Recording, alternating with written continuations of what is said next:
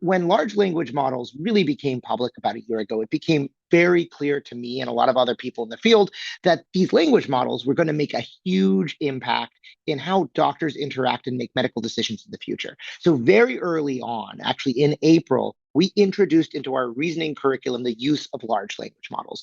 So, we have these conferences, case conferences, where we will discuss as a group a medical case. And the goal of the medical case isn't necessarily to get it right, but it's to explore our thought processes. And what we started to do is, in a collaborative way, introduce large language models into these case conferences. Here is an example of a prompt that we've used in some of our case conferences. And you can see there's a medical case that evolves through different periods. And we will ask both humans and the language model to make medical decisions, to give their thoughts about what might be going on with the patients. And then we facilitate discussions with our residents and our trainees and our medical students.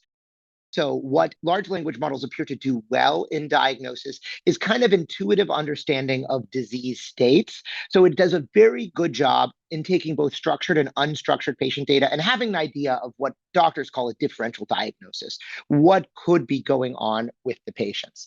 It does not do well kind of more formal reasoning, right? So it doesn't do well reasoning from first principles. For example, oh, why is this person's blood pressure low? What could be going on in the heart? What could be going on in the lungs? So it doesn't do that well.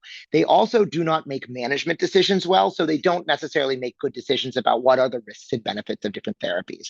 So right now, and this is what comes out in our discussions, helping us with this first process in diagnosis is what the language models do very well, and what really I've been struck by when my residents use it. It is not a replacement for human cognition. In many ways, it makes us perform better, and it makes us think more about the things that we as human clinicians, well, all clinicians are human right now, but what we as humans actually do really well. So I have really been impressed that this is really an additive rather than a replacement to human cognitive processes.